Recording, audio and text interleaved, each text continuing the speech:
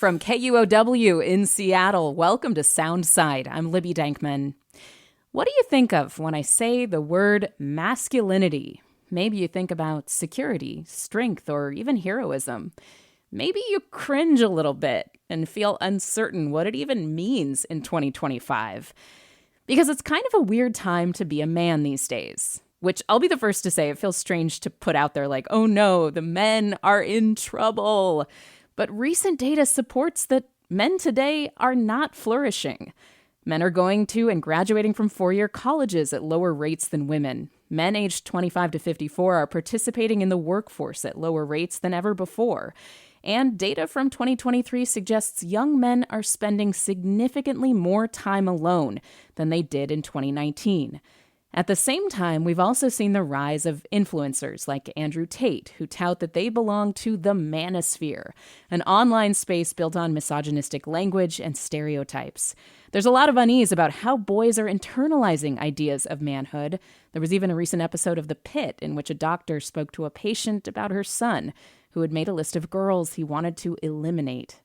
But we are failing young men because we don't teach them how to express their emotions. We just tell them to man up, and then we let them get their lessons in manhood from toxic podcasts. And these young men then feel isolated from themselves and society, and they find community and comfort in all the wrong places.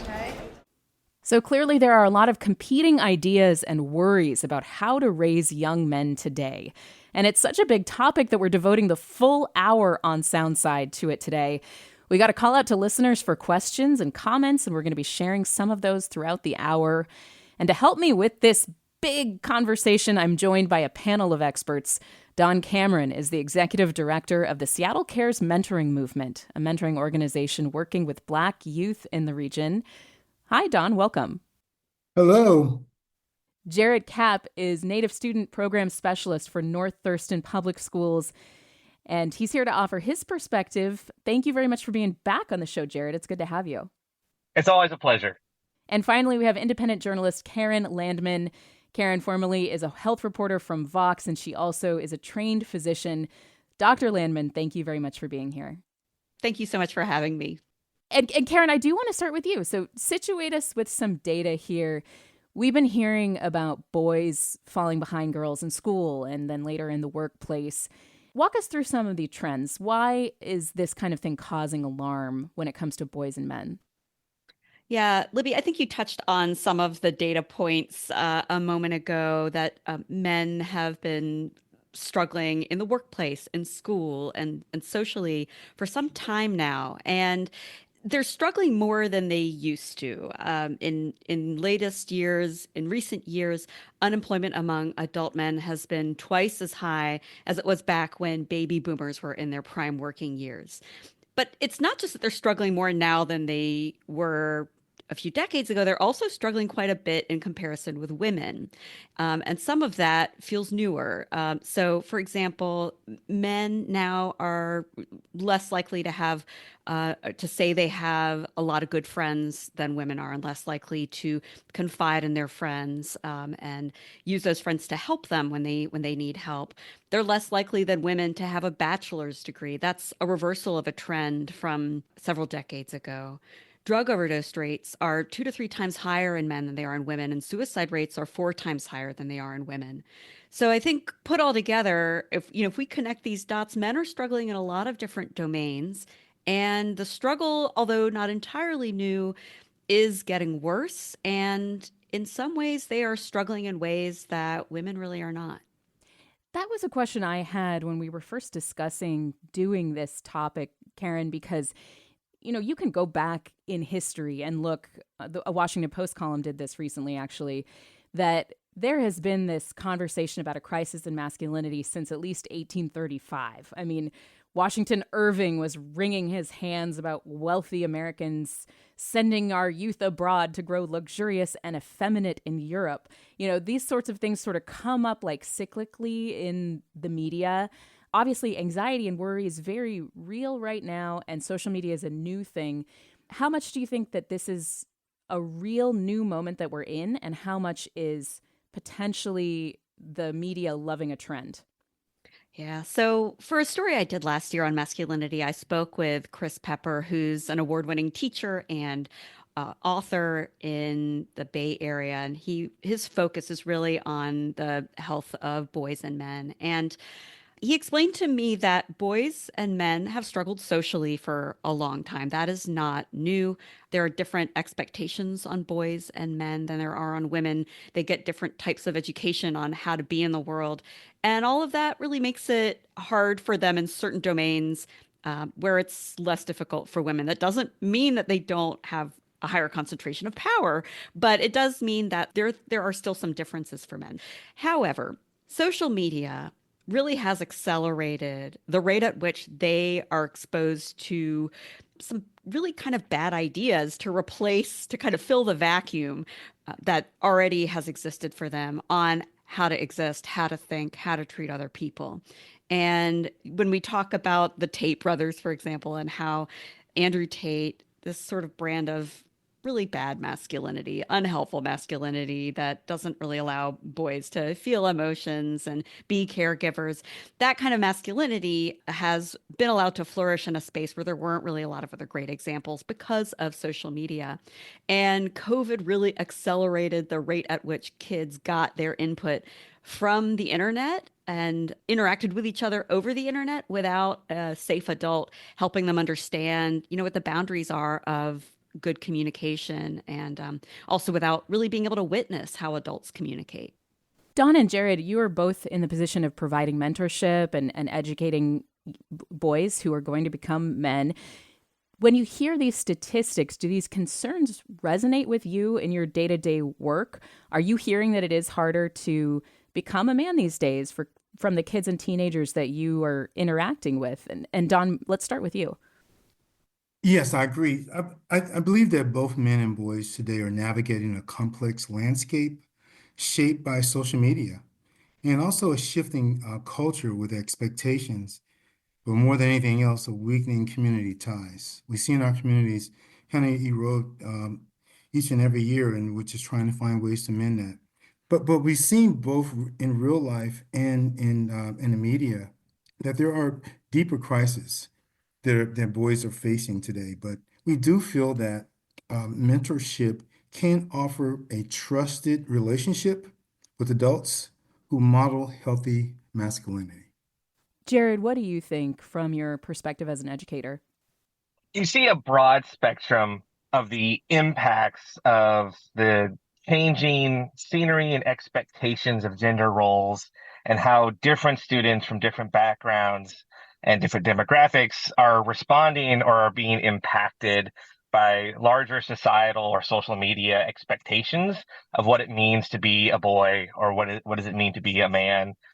I would say working within our Native communities in education, the young men and boys that I work with tend to weather it a little bit better because of our cultural ties.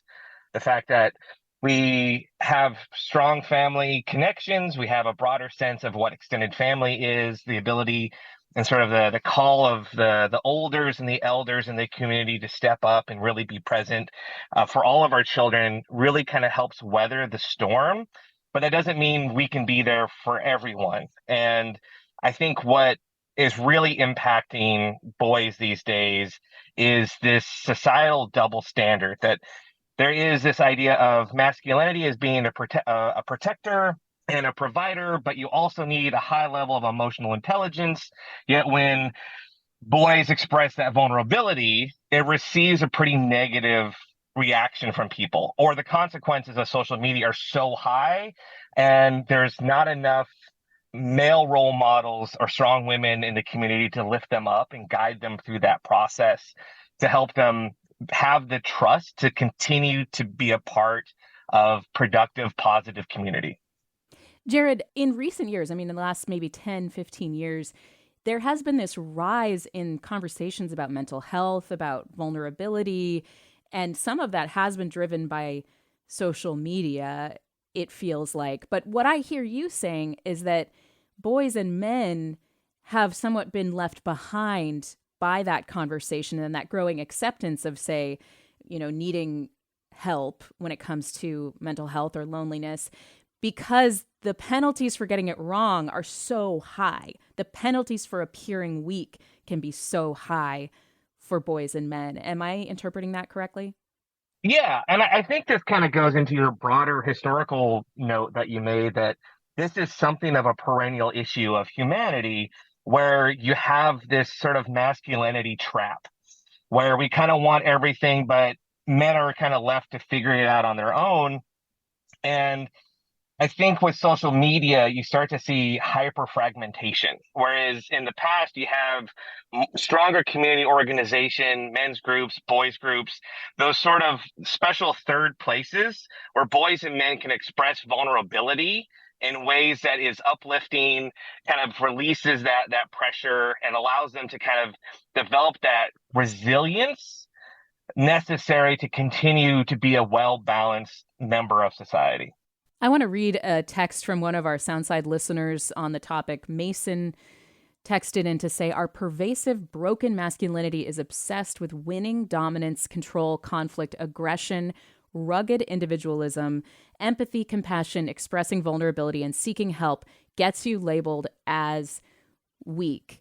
Don, can you weigh in on this sort of the pitfalls of when a man or a boy is looking for help and the ways that social pressures, especially in these fragmented zones that Jared mentioned, can create a backlash effect and that can be very, very intimidating and hard to navigate?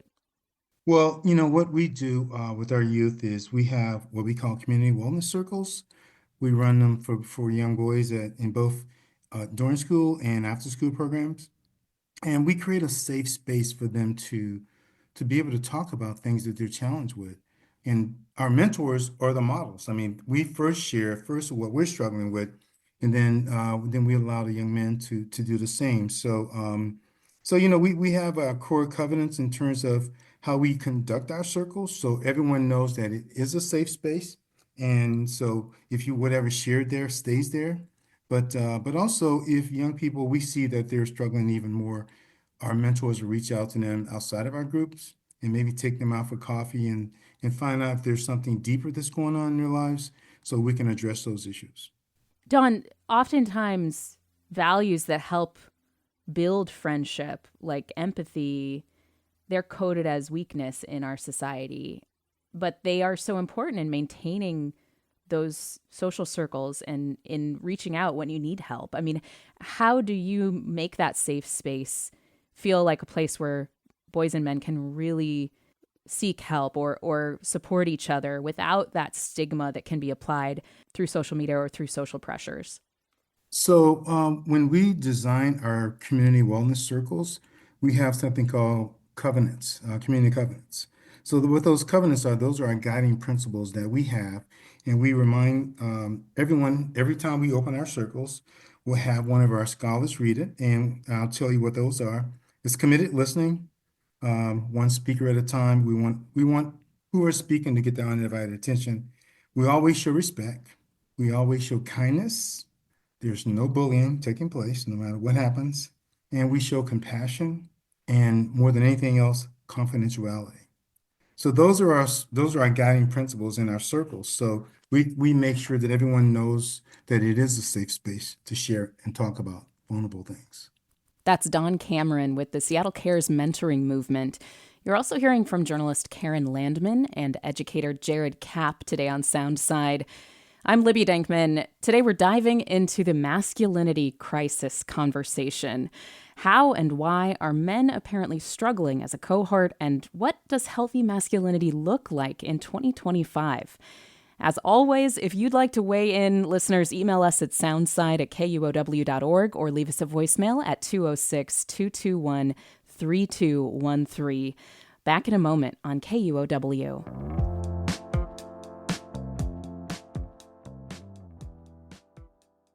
Welcome back to Soundside. I'm Libby Denkman. We're talking today about masculinity, the reasons behind struggles that young men in particular are having with loneliness, education and labor force participation, and more. The pull of the manosphere to provide answers for those struggles, and how to raise healthy men in 2025. My guests are Karen Landman, who's an independent journalist and former health reporter at Vox, Thurston Public Schools Native Student Program Specialist Jared Kapp, and Dawn Cameron, Executive Director of the Seattle Cares Mentoring Movement. And I want to take another text from a listener here. This is Erica. Erica's pushing back on the premise of the conversation that men are in trouble.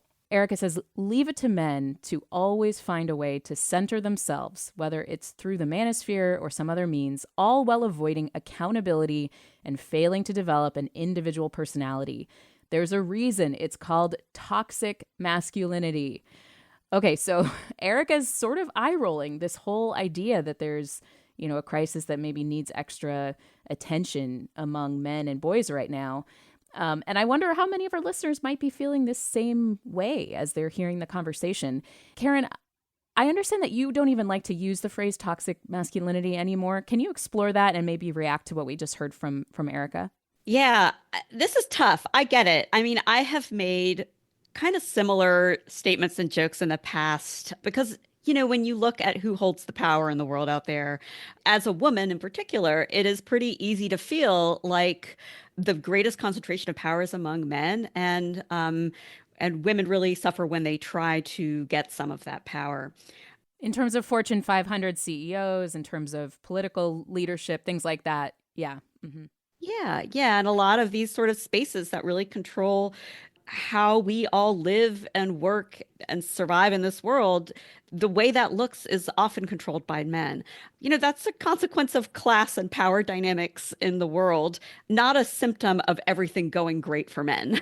And the way things are going for boys and men really is a problem that affects all of us, whether you're a woman or a man. I mean, even seeing things as they are, I can look at the way the expectations of the world are affecting the lives of some of the boys and men in my life and see that there's a problem there and that they're really struggling, and that, making fun of their situation does not give them the resources that they need to deal with this. And it just forces them further into a hole where they have to look for somewhere else to find somebody who hears and listens to them. So I get it, but I also do feel like this is a problem that's going to affect all of us, and we can all play a part in dealing with it. I almost feel like what Karen's expressing, and I understand it as well as a woman. That's my first instance of saying as a woman in this conversation, which, I've gone 20 minutes or so without saying that. But I also think that we were just talking about how vulnerability can bring a backlash against boys and men for appearing weak. But then, even talking about the conversation, you're faced with a backlash for how powerful men are in the world. And so you shouldn't be complaining. Jared, I wonder if you can kind of react to that sentiment about, should we be taking these concerns seriously about masculinity, men and boys, and their place in the world, when still ultimately men on a larger scale do have the most power? What do you think about that? Multiple things can be true at the same time. And just because power is being held, or that patriarchy exists in the world, doesn't make anyone inherently better, healthier, or less impacted. The thing is, like, all of these men that we are concerned about, or even like the misogynistic side, these are the sons, the brothers, the husbands of women. And these are also important players in the workforce and the way that our community is shaped. If we have lost, struggling men struggling to find identity in some of the worst and darkest places on the internet, who aren't invested in community, then we all lose as a people. Karen, just so we aren't talking around when we say the manosphere and the Andrew Tates of the world, what sorts of things do they offer? Like, why are these so popular? Even though, in spaces like an NPR conversation like this, we sort of, refer to them in the materials that they present as, misogynistic, as dangerous. What are the things they're offering that make them so popular? Well, they're talking about masculinity. They're talking about and modeling how to be a man in a way that feels very confident, self-assured, and has, clear metrics by which they can say, this has worked for us. This has been successful for us. And when a boy is trying to figure out how am I going to be a successful man, I think they are casting around for role models, and the metrics, the most concrete metrics at young ages are going to be the most meaningful. So, is this person wealthy? Does this person have the kind of partner that I would want to have at my young age? Does this person have the life and the adventures that I want to lead? And when they see that, I think they kind of want to work backward from that. And I think, Tate's and many other guys out there give them what they say is a very easy path to getting that success. But as we're hearing and talking about now, it's really not an easy path. You're sacrificing a lot of closeness, a lot of care in relationships, a lot of your ability to be in touch with your own emotions and other people's, and maybe other dreams that are not, quote, masculine enough for the world that you're growing up in order to kind of fit in with or align yourself with the kind of successful masculinity that these guys are modeling. Hmm. I want to read an email from listener CK. He says he has 3 children, 2 daughters and a son. And it's a long email, so I'm going to summarize a lot of it. He recognizes that men have privileges that women do not. He also wanted to highlight the way we talk about men and masculinity and how that shapes their perception of themselves and the problem. He cites a number of statistics about how men are a much larger proportion of the unhoused population and the prison population. He says that the popular feminist narrative is that all men live lives like Don Draper, but that's not true. Quote, popular culture scoffs at the very idea of a struggling man. It rolls its collective eyes. The manosphere is a place where a young man can find comfort and affirmation in his own awkward masculinity. It's a place where terms such as mansplaining and toxic masculinity don't really exist. CK says he really worries about his son and doesn't really worry about his daughters because they seem able to find support among other women in high school and college and in the workforce. CK then relates a story from his own professional experience. And this is, again, a long email. I'll try to keep it brief.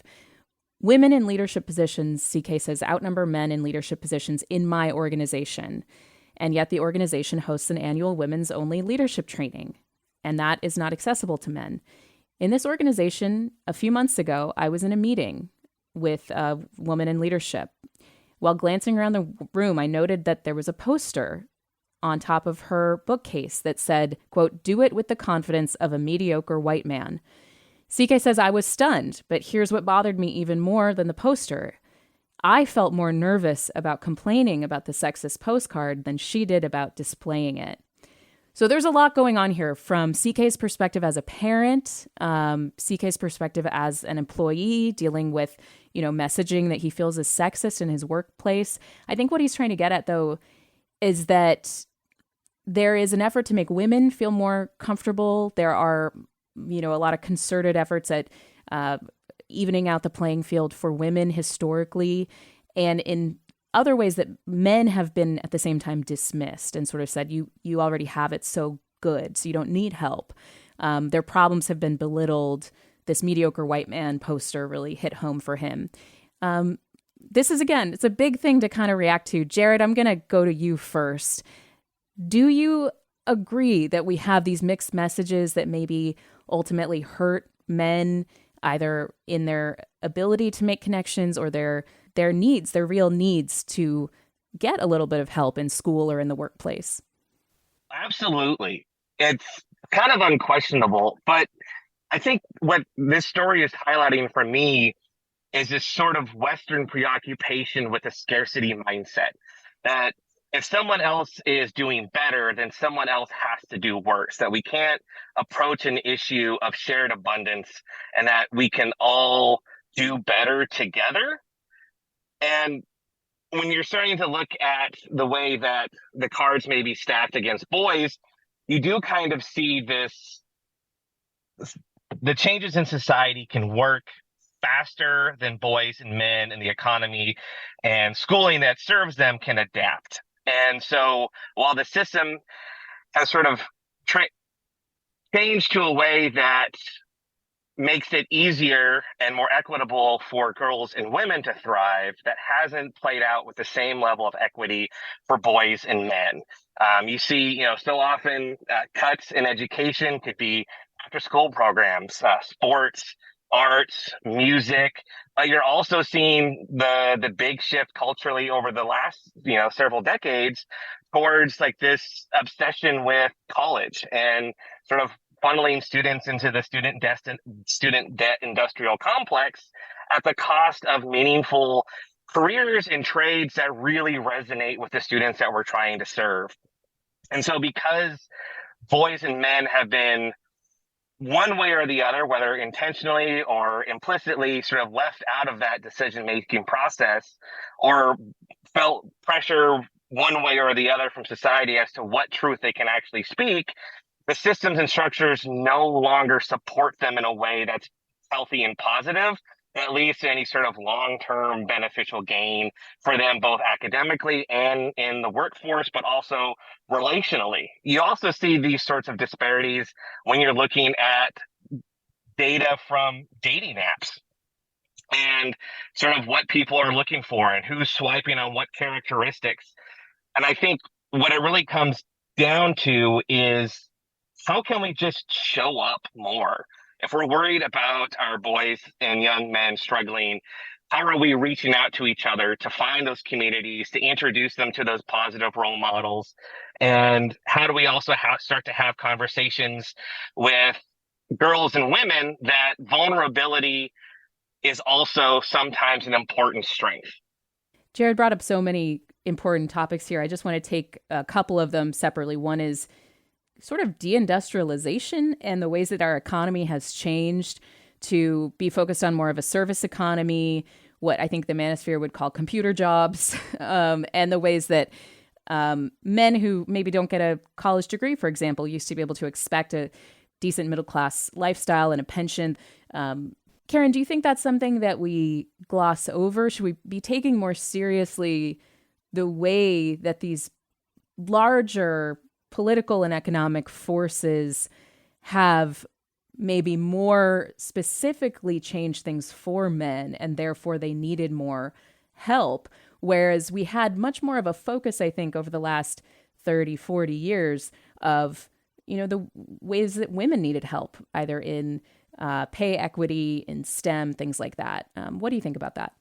Yeah, I mean, the universe of jobs available to everybody has changed so much in the past few decades, with these, quote, computer jobs. And that has favored people who do well in school. And women have long sort of done better at school than men, even when they were not getting bachelor's degrees at as high rate as men were. School was always a place where girls thrived more than boys because they were socialized to behave better than boys have been socialized to behave. There's also a factor of going through puberty a little earlier. There's some research about, the level of maturity and conversations about holding boys back, maybe redshirting them more often, to help them kind of get ready for school in a faster way than they're currently able to. Yeah. Sure. And we also know that testosterone does things to the brain and the attention that affect boys, obviously, developing boys in a much different way than they affect girls. So there's definitely biology at play there as well. But in any case, people who do well in school are going to do better in the economy that we have now. And with fewer jobs that benefit from strength, manual dexterity, skills that are sort of prized in boys socially, then there are fewer opportunities for boys to grow up and get, as men, jobs that feel meaningful and give them standing and give them a good income and the kind of stability that many of them are looking for. Meanwhile, there's this explosion of growth in jobs where girls might more easily slot in, working at a computer or knowledge industry jobs. This is obviously, we're painting with a really broad brush here. There's obviously a lot of heterogeneity in this space, but you're right. Those trends have contributed to some of the changes in men's ability to participate in the workforce.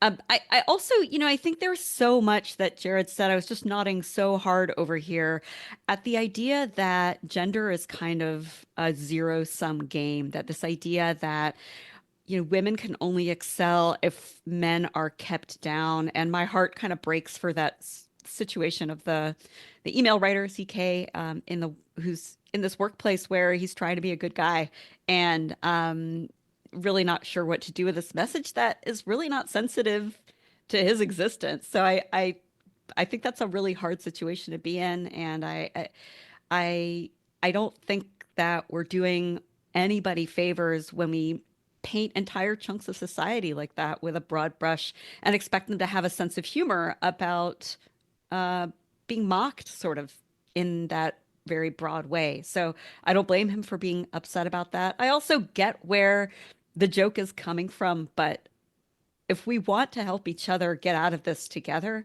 we need to feel like we're on each other's side and not in constant opposition. And that really means listening to each other, being curious about the parts of each other's existence that we don't understand. And jokes and signs and stuff like that doesn't really help. I want to get to Lisa's voicemail here. And Don, I'm going to ask you to respond. And she's talking about raising two boys in Seattle. She brought up a couple of issues, including, that parents have a loneliness crisis too, and maybe they're not the best equipped to help their boys get over the loneliness crisis that they're facing. But I want to play this voicemail, the part about what she said about loneliness. I think that being stuck online and inside is where we're doing our boys the most damage. I believe this. I see my boy plays well outside with others, and that's when he's happy, is when he's running around with little supervision from adults with other boys in a safe place in the neighborhood. And that's where the epidemic is coming from, is siloing kids online, which is what we as parents have done. And I think she's also referencing the pandemic here and how much keeping kids online and not out and playing with others set things back. So there's a lot here, Don. Social media, the role of parents, safe places for kids to play. What strikes you about Lisa's message and the way that some of the issues she brings up manifest with your boys and men that you talk to? She brings up a very good point. So we did a conversation on gun violence in our community about 2 weeks ago. And in building up to the conversation, we were talking about, wow, we don't oftentimes see young people playing in the streets, just doing fun things, going to the park. And for good reason. You guys may have heard about the shooting at Stewart Park just 2 weeks ago. In fact, one of our scholars lives in the area, and he was, bracing for his safety, whereas, a 70-year-old lady was killed and a 7-year-old young person was shot. So to make my long story short is that I think both virtual mentorship and in person can both be beneficial. And I just think that we just have to find a way to bridge those gaps and create more opportunities for young boys. I think it's a lack of opportunities that's really driving a lot of this narrative. When we did a survey at our session last 2 weeks ago, we asked the question, how can we make a difference in young people's lives? And overwhelmingly, the first thing they said was mentorship and opportunities. And the third thing was on the list was policy change and community healing and creating a safe space. So I just think that we really need to work on our public safety. And that's one of the big reasons why we do virtual mentorship, because sometimes it can be difficult asking kids from different communities to come to one space because they just may not feel comfortable doing that. So that's my take on the virtual mentoring versus the in-person. And I think that also speaks to what Karen was saying, is that we're painting with broad brushes here. But when you talk about the differences between different communities, different communities have different challenges, including if you have a community that is facing a higher level of gun violence, you're going to be less likely to say, hey, just go outside and play, kids, just get out there. It's like, that's not as simple when it's a place where you're genuinely concerned about your physical safety, and how primal and foundational that is. We're talking about masculinity here today on Soundside. I'll be back with my panel of experts after a quick break. You're listening to Soundside on KUOW.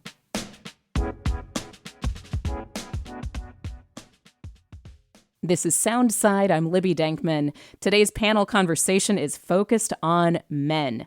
There's a host of evidence in graduation rate data, research into loneliness and depression, workforce participation rates, and more, that men are going through a tough time. And increasingly, there are influencers in the manosphere, like Andrew Tate, who has been charged with human trafficking in Romania, who offer solutions that push negative stereotypes about women, glorify violence, and build a case that women's rights movements are designed to take things away from men.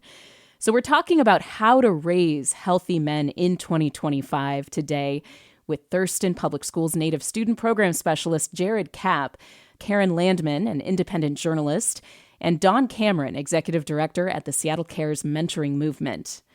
I brought up the pandemic earlier, Dawn, and you told our producers that boys in your program were struggling more than girls during COVID lockdowns. What did you notice, and what kinds of connections do you think there are to today's questions about masculinity and how to raise thriving men in 2025? Well, some of the terms that took place during the pandemic, social distancing. I mean, staying 6 feet apart. I mean, those types of things really kind of stuck in our minds. But I do think that for us, I think young men really had the greatest negative impact because of the lack of socialization. I remember when we had our first virtual group after about a month of being shut down, right? So our program went from in school to in person to virtual in about 3 weeks. And I remember the first time we all got online, and typically we have to ask kids to turn their cameras on. We didn't have to ask anyone to turn their cameras on because they were so happy to see each other, so that socialization does make a big difference. But I just think that we have to, Michelle Obama made a famous phrase, is that we raise girls, but we love our boys. And that's a really unique statement that she made, because what she's saying is that we just have different expectations. We raise our girls, but we love our boys. This reflects a cultural tendency to expect emotional maturity from girls while excusing boys from developing similar skills. Boys are often encouraged to channel their energy into physical outlets like sports, while less emphasizing in places of nurturing their emotional awareness and their communication abilities. And that speaks to the socialization element of this, I think. Jared, what do you think about what you just heard from Dawn, that expectations can be different? And how much do you think, there's a lot of conversation out there about the fundamental differences among the genders. And I think on the right, they would say that there are these fundamental immutable differences among genders. Obviously, it's a spectrum for most people. And there is a big debate over whether these things are immutable kinds of differences. But talk to me about what you think about the socialization element of this and how much expectations differ between boys and girls. Well, coming from a people that has always embraced and celebrated the vast spectrum of gender and sexual identity, I think one of the ways that we've approached it is that how do we come together to pay attention and observe our children so that way we can surround them with the most caring and supportive adults possible to help them actualize their best identity. And I think one of the big hangups with the masculinity crisis, as they say, is that I don't know if we're all on the same page as to what that definition even is, because that expression is different for everyone. And I feel we start from a hyper-contained talking point if we just kind of assume that masculinity is this one fixed American identity that we're trying to work towards, solve, or mitigate, rather than, well, masculinity and male identity can look differently for all sorts of students and young people and young men. So how do we find the best role models possible to help them fulfill the most healthy expression of their identity? So like you're going to have, young folks that are interested in sports. You're going to have young folks who are going to make an incredible career in the tech industry. You're going to have folks that are going to want to, um, you know, hunt and fish and make a living outdoors, work in agriculture, work in the science field, work in the arts. So how do we find the right adults who are willing to show up? And if we don't have those places, how are we all coming together as a community to make sure that those young folks have common spaces, third spaces where they can be together, be inspired, and be better relatives to everyone? Yeah, Dawn, I think that Jared is bringing up something really key here, which is that healthy masculinity looks different and it's not going to always be the same slice. I think that's one of the problems with the social media and YouTube manosphere situation is masculinity in those spaces always looks like you are physically very ripped and you are treating women this certain domineering way. Like all of these things leave very little room for diversity in what it looks like to be a healthy and masculine person. I think it can also leave parents, Dawn, in a really tough spot. I mean, as we're kind of turning to solutions here in the last few minutes, how would you advise somebody raising a boy right now and hoping that they can find positive roles for masculinity? How would you advise they go about that? So when we match, when we do a one-to-one match with a youth, we oftentimes give them an application. So the application for the youth is very similar to the one for the mentor. And we focus primarily on common interests. Also, geographic location is also important to us because we don't want people spending too much time driving around. But oftentimes, our matches really work out well because we try to interview the parents to find out what exactly they're looking for in a mentor. And we also talk to the kid extensively to find out, have they had a mentor before? What would you look for? What type of things that you like to do? And oftentimes, the matches work really well. There's rare times that, they don't. And we also asked our mentors and the youth to make a one-year commitment. Sometimes it takes time for the, relationships to develop. So those are the key things that we look for. And then the other thing we ask for is that the commitment is consistent because often it takes time, as I mentioned, to build a strong relationship. So it doesn't happen overnight. And oftentimes, the kids are really excited about the relationship they're going to build with their mentors. So that's both fun for boys and girls. But I just think it takes patience, and we need more people to step up to being mentors. We have certainly more youth than we have mentors. The summertime is our biggest recruitment time, so we're really excited about going into the summer when school ending. But we have a shortfall of mentors. We're looking to recruit about 300 mentors over the summer. And how can people find out more if they want to get involved? This is the Seattle Cares mentoring movement that Dawn Cameron is the executive director of. If somebody hears that and thinks, I know somebody who could be a mentor or I could be a mentor, how can they find out more? So they can go to our website, www.seattlecaresmentoring.org, and you can sign up to be a mentor. You can tell us a little bit about your journey. And once you sign up, you'll automatically get the Zoom link, the invitation to come to our next training, which is going to be on the 31st, which is the last Saturday in this month. It's typically the last Saturday each month. So that you can sign up to be a mentor. So it's a 2-hour training in person. We'd love to have you. We need mentors. All right. And again, we're going to share that website also on the KUOW page for this segment and along with the podcast. Karen, you have written about masculinity and been thinking about these things. For people who are caregivers, educators, or parents and are listening to this, and again, they hear a lot of these cross currents that boys are facing as they try to become healthy men. What do you think you've come across as the best advice for how parents can approach this or what kind of resources they can be looking out for? A couple of things. First of all, I just want to flag that, these mentorship programs are awesome. I'm so glad for the boys and the men who get to take part in them. And I'm so glad that they're represented here on this show. They're terrific for the guys who get involved. But there are a lot of boys out there who unfortunately need these kinds of programs and cannot get involved in it or don't have access to them. So for them, the rest of us need to help them and model for them what we expect from them and what we know they can do as boys and what we know they can be. That's not just for parents. It's not just for educators, but it's for all of us out there in the world. So one of the things that parents can do is and all of us can really do is give positive reinforcement when boys express a strong emotion, including in particular emotions that are not anger or triumph, which are kind of the permitted emotions for boys.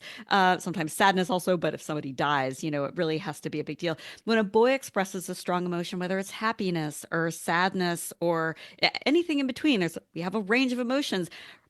Reinforce that. When boys do a caregiving task or express care for somebody else or compassion for somebody else, celebrate that the way you would celebrate a sports victory. Really get in there with them and cheer them on. I saw you help your little sister through a hard time at the dinner table last night, and you really helped us out a lot, and you helped her a lot. That was so kind and caring of you. Thank you so much. Let's celebrate that. So that these are things that it's obviously easier to do if you're in a boy's life a lot. But even if, like me, you don't have children, but you're in a community where there are a lot of young men walking around, boys walking around, treat them like humans. Ask them how they're doing, and interact with them, not like you're terrified of them, but like they're humans with a full range of thoughts and experiences. Ask them to do the kinds of things that we would traditionally ask girls to do, not just mow your lawn, but like babysit, or take care of your dog. There are lots of ways that we can reinforce for boys that not only does society expect them to participate as caring, emotionally mature humans, but that we believe they can do those things. And we can do that from a lot of different vantage points in our society.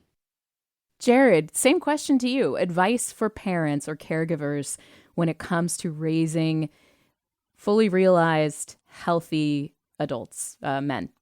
Patience and grace goes a really long way for everyone.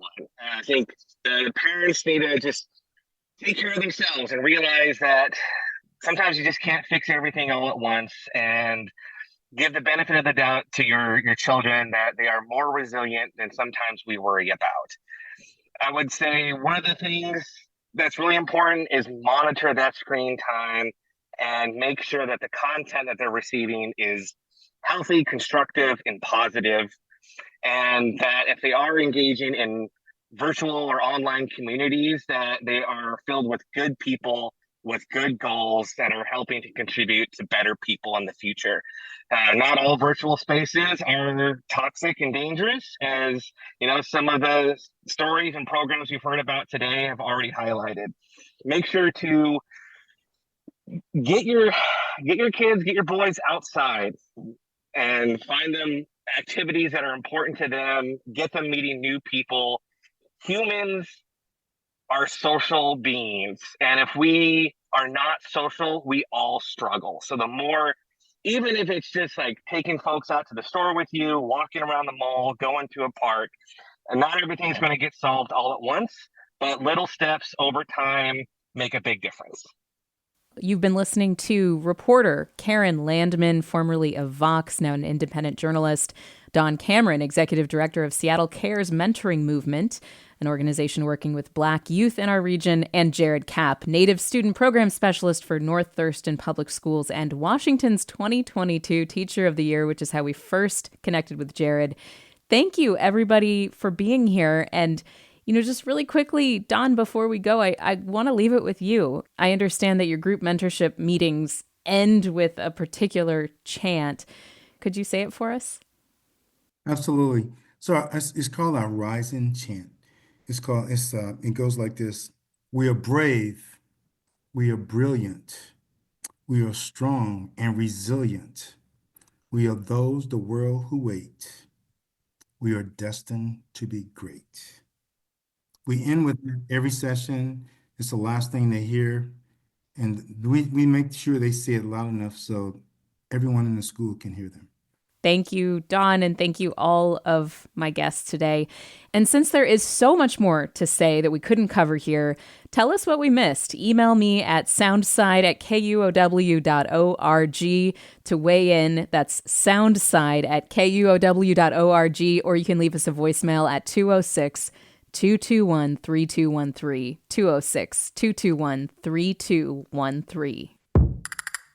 That's it for Soundside today. Thanks for listening, everybody, to our inaugural man panel, or manel panel. Man pan? We'll workshop that. I'm Libby Dankman. Thanks especially for everybody who wrote in with questions and comments that helped shape the conversation. I'm Libby Dankman. Today's show is produced by Gabrielle Healy with support from Sarah Leibovitz, Jason Burrows, Shane Mailing, and Hans Anderson. Our editor is Jed Kim. We'll be back tomorrow with more Soundside right here on KUOW. Thanks for listening to Soundside. By the way, this show is only possible because listeners support us. If you are able to give right now, check out the show notes for a link to donate. And don't forget, you can listen live on KUOW 94.9 FM Seattle at noon and 8 p.m. Monday through Thursday, or anytime online at KUOW.org.